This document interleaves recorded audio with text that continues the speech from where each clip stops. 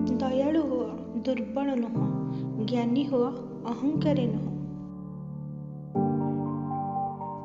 ଚେଷ୍ଟା କରୁଥିବା ଲୋକଙ୍କ ପାଇଁ ଦୁନିଆରେ କିଛି ବି ଅସମ୍ଭବ ନୁହେଁ।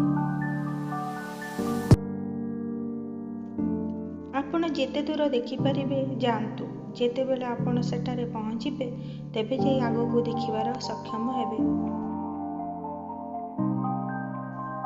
କଠିନ ପରିଶ୍ରମ ସଫଳତା ଦେଇଥାଏ। ଅଳସୁଆ ହେଲେ ପରାଜୟ ମିଳିଥାଏ। ଅହଙ୍କାର କଲେ ଅସୁବିଧାର ସମ୍ମୁଖୀନ ହେବାକୁ ପଡ଼େ। ବଡ଼ ଗନ୍ତବ୍ୟସ୍ଥଳର ଯାତ୍ରୀମାନେ ଛୋଟ ହୃଦୟ ରଖନ୍ତି ନାହିଁ। କେବଳ ସାହସ ରଖ। ଜୀବନ ଯେକୌଣସି ସ୍ଥାନରୁ ଆରମ୍ଭ ହୋଇପାରିବ।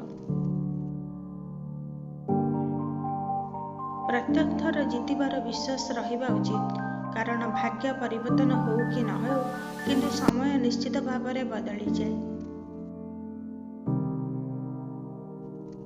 ଆପଣଙ୍କ ବହୁମୂଲ୍ୟ ସମୟ ପାଇଁ ଆପଣଙ୍କୁ ଅନେକ ଅନେକ ଧନ୍ୟବାଦ।